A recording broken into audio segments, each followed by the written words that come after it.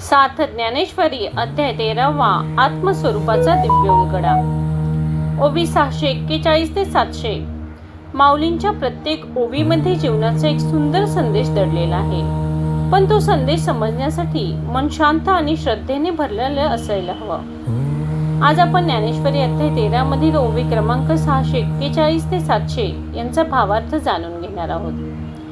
या ओव्यांमधून माऊली आपल्याला आत्मज्ञानाची आणि परम सत्याची वाट दाखवतात, म्हणून हा भाग शेवटपर्यंत नक्की ऐका. कदाचित माऊलींची एखादी ओवी तुमच्या मनाला स्पर्श करून जाईल. चला तर मग माऊलींच्या चरणी नतमस्तक होऊन सुरुवात करूया. श्री ज्ञानेश्वर माऊली महाराज की जय.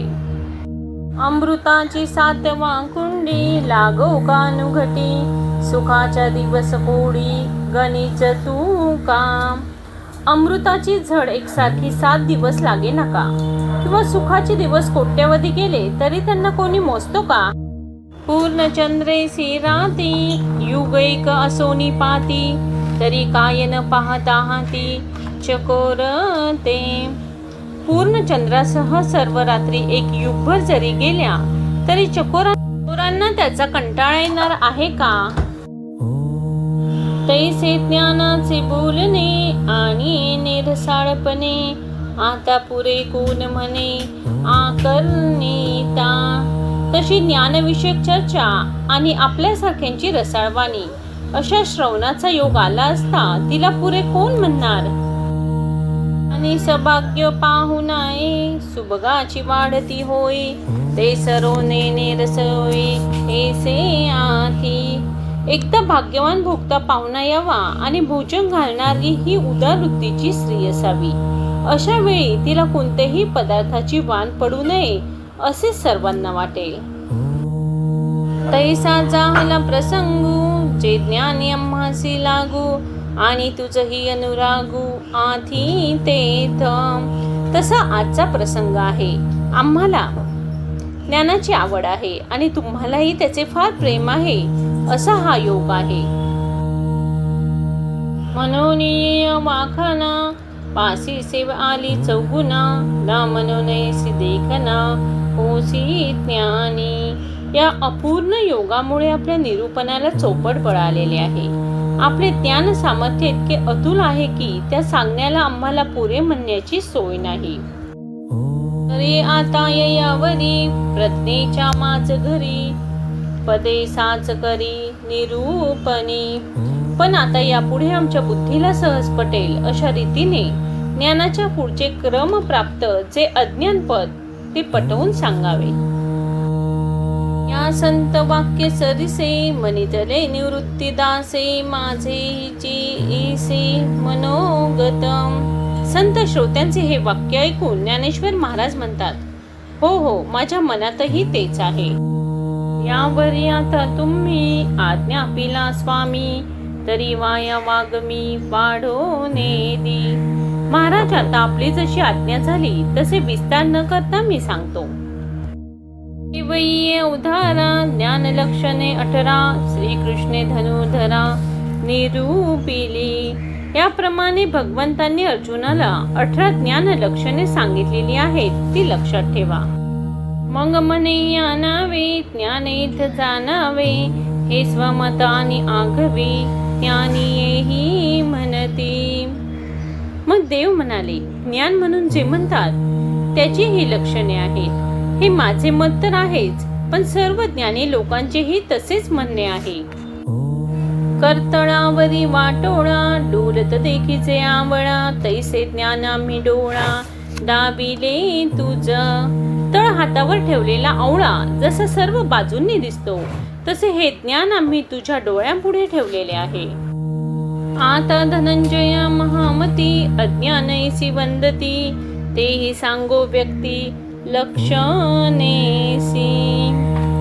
हे महामती अर्जुना, आता ज्याला अज्ञान असे म्हणतात तेही सर्व लक्षणांचा स्पष्ट करून सांगतो. ज्ञान पुढे चालिया अज्ञान जाणवे धनंजया, जे ज्ञान नव्हे ते अपसय्या अज्ञानाची. वास्तविक ज्ञान म्हणजे काय हे चांगले लक्षात आले की अज्ञान ध्यानात येणारच, कारण अर्जुना, जे ज्ञान नाही ते आपोआपच अज्ञानच आहे असे ठरते. पाहे पा दिवसू आघव असरे, मग रात्रीची वारी उरे, वाचून काही तिसरे नाही जेवी. असे पहा की संपूर्ण दिवस संपल्यावर जी वेळ उरते ती रात्रच असते, कारण दिवस आणि रात्र याशिवाय तिसरा प्रकारच नसतो. तैसे ज्ञान जेथ नाही, तेची अज्ञान पाही, तरी सांगो काही काही चिन्हे ती. त्याचप्रमाणे जे ज्ञान या सदरामध्ये बसत नाही ते अज्ञानच होय. पण असे असले तरी त्याचा काही चिन्हे सांगू. संभावनेची जो मनाची वाट पाहे, सत्कारे होय तो जया. तर स्वतःची प्रतिष्ठा हेच त्याचे जीवन. जो लोकांनी आपल्याला मान द्यावा अशी नेहमी वाट पाहत बसतो आणि केलेल्या सत्काराने जो फार संतुष्ट होतो. गर्वे पर्वताची शिखरे, तैसा महत्वावरुनी नुतरे, तयाची आठाई पुरे अज्ञान आहे. पर्वताच्या शिखराप्रमाणे जो गर्वाने ताट असतो, प्रतिष्ठेवरून किंचितही खाली येण्याची त्याची तयारी नसते, असे जेथे असते तेथे अज्ञान हे पूर्णपणे नांदत असते. आणि स्वधर्माची मांगडी, बांधे वाचेच्या पिंपळी, उभिला जसा देऊळी जाणूची कुंचा. त्याप्रमाणे जो आपण केलेल्या स्वधर्माची मुंज आपल्या वाचारूपी पिंपळाला बांधतो, अथवा देवळामध्ये सर्वांना उघड दिसेल असा कुंचा म्हणजेच केरसुनी जाणून बुजून ठेवलेली असते. भारी विद्येचा पसारा, सुये सुकृताचा डांगोरा, करीते तुले मोहरा स्फीतीचिया. विद्येचा पसारा प्रतिष्ठा घालतो, केलेल्या पुण्यकर्माची दवंडी पिटतो आणि जे काही करतो तो स्वतःच्या कीर्तीसाठी करतो. अंगवरी चर्ची, जनाते अभ्यचितावंची, तो ज्ञान पा अज्ञानाची हानी येत. स्वतःच्या अंगाला भस्म, गंध वगैरे लोकांना दिसेल अशा तऱ्हेने फासतो. लोक त्याची पूज्य म्हणून पूजा करताना फसवत असतो. तो अज्ञानाची खानच आहे असे समज. आणि वन्नी वनी विचरे, तेथ जुळती जैसे जंगमे स्थावरे, तैसे जयाचेनी आचारे जगा दुःख. आणि रानामध्ये लागलेल्या वनव्याने जसे वृक्ष आणि इतर प्राणी अग्नीच्या भक्ष्यस्थानी पडतात, तसे ज्याचे आचरण सर्व जगाला तापदायक असते. कौतुके जे जे जल्पे, ते सांबळाहून तिख रूपे, विषाहुनी संकल्पे मारकूचे. तो सहज काही बोलला तरी ते तीक्ष्ण उत्तराप्रमाणे मनावर घाव करणारे आणि त्याचे सर्व बेत विषाप्रमाणे घातकी असतात.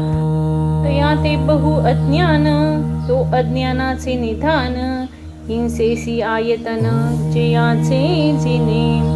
त्याच्या ठिकाणी खूप अज्ञान असते, तो अज्ञानाचा ठेवाच होय आणि त्याचे जगणे म्हणजे हिंसेचे आश्रयस्थान होय.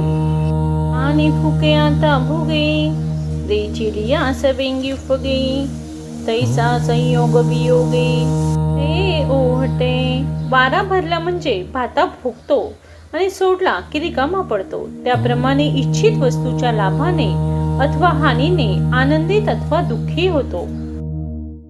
पडली वाराची आवळसा, धुळी चढे आकाशा, हरिका वळगे तैसा स्तुती वेळे. वाऱ्याच्या भोवऱ्यात धूळ सापडली की उंच उडते, त्याप्रमाणे कोणी स्तुती केली की आनंदाने चढून जातो. निंदा मोटकी आईके, आणि कपाळ धरून ठाके, थेंबे विरे वारे निशोके चिखलू जैसा. थोडी जरी निंदा ऐकली की डोके धरून बसतो, अशी थेंबाने विरघळणाऱ्या आणि वाऱ्याने सुकणाऱ्या चिखलासारखी त्याची स्थिती असते. तैसा मान अपमानी होई, जो कोणीची उर्मी नसाहे, तयाच्या ठाई आहे अज्ञान पुरे. त्याप्रमाणे मानापमानाच्या प्रसंगी ज्याची स्थिती होते आणि ज्याला कोणत्याही विकाराचा वेग सहन होत नाही, त्याच्या ठिकाणी पूर्ण अज्ञान आहे. आणि जयाची आमनी गाठी, वरी वरी मोकळी वाचा देठी, अंगे मिळे जीवे पाठी फलतया दे. आणि ज्याच्या मनात गाठ असते आतल्या गाठीचा, ज्याचे बोलणे आणि पाहणे वरून वरून मोकळ्या मनाचे असते आणि अंगाने एकाला मदत करतो नंतर दुसऱ्यालाच मदत करतो. व्याधाचे चारा घालणे तैसे प्रांजळ चोगावणे, सांगाची अंत करणे फिरू करी. पारध्याने सावजाला चारा घालणे हे जसे असते वरून प्रामाणिकपणाचे, सरळपणाचे आणि आतून घात करण्याचे, त्याप्रमाणे ज्याचे दुसऱ्यास पोसणे अथवा सांभाळणे सरळ असते वरून प्रांजळपणा आणि आतून सज्जनांशी वैर. कार शेवाळे गुंडाळली का निंबोळी जैसे पिकली, तैसे जयाची भली बाह्य क्रिया.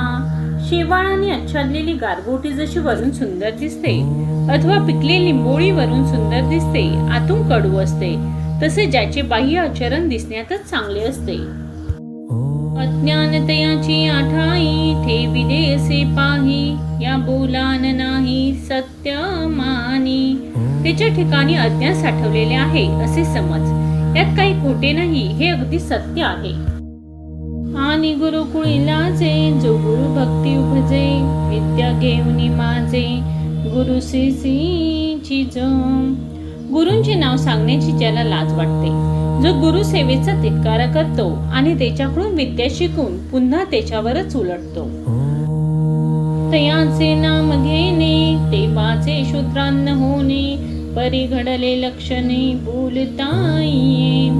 त्याचे नुसते नाव घेतले तर शूद्राचं अन्न सेवन करण्याचा दोष लागतो, पण करणार काय, लक्षणे सांगताना ते वर्णन करणे आले. तुले निपांगू पापाचा निस्तरेल हे वाचा, जो गुरु तल्पागाचा नामी झाला. गुरु निंदकाच्या नामोच्चाराने लागलेल्या पातकांची गुरुनिष्ठांच्या नावाने निवृत्ती होईल. हा ठाय ए तुले निपांगू पापाचा निस्तरेल हे वाचा, जो गुरु गल्पतागाचा नामी जाहला. गुरु निंदकाच्या नामोच्चाराने लागलेल्या पातकाची गुरुनिष्ठा नावाने निवृत्ती होईल. हा ठायवरी तया नामाचे भय हरी, मग म्हणे उधारी आणि के चिन्हे. हा उपाय त्या घडलेल्या पातकाचे भय समूळ नाहीसे करेल. पुढे म्हणतात आणखीन लक्षण आहे का. तरी अंगे कर्मी ढिला, जो मने विकल्पे भरला, अडवींचा अवगळला कुहा जैसा. जो शरीराने कर्म करण्याविषयी आळशी असतो, ज्याचे मन विकल्पाने भरलेले असते, तो जणू 8 रानातील गाळाने भरलेली विहीरच असतो. तया तोंडी कांटे वडे, हातू नुसती हाडे अशोनी, तेने पाडे सबाह्य जो. त्या विहिरीच्या तोंडावर काटेरी झाडे आणि आत नुसती पडून मेलेल्यांची हाडे असतात, त्याचप्रमाणे हा पुरुष आतून बाहेरून अशुद्ध असतो. जैसे पोटा लागी सुने, उघडे झाकले न म्हणे, तैसे आपुले परावे नेने. द्रव्या लागी, कुत्र्याला जसा उघडे झाकलेले हा काहीही विचार नसतो, त्याप्रमाणे द्रव्याकरता जो आपले आणि परके असे जाणत नाही. या ग्रामसिंहाची आठाई, जैसा मिळणे ठाव आठाव नाही, तैसा श्री विषयी काही विचारीना. कुत्र्याला संग करण्याला जशी योग्य अयोग्य जागा याचा विचार नसतो, त्याप्रमाणे जो श्री संघाविषयी काही विचार करत नाही. कर्माचा वेळ चुके का नित्य नैमित्तिक ठाके, ते जयान दुःखे जीवा माझी. विहित कर्म करण्याची वेळ चुकली अथवा नित्य नैमित्तिक कर्म करत राहिली तर त्याचे त्याच्या मनामध्ये दुःख वाटत नाही. पापी जो निसंग पुण्याविषयी अतिनी लागू, जयाची अमनी वेगू विकल्पाचा.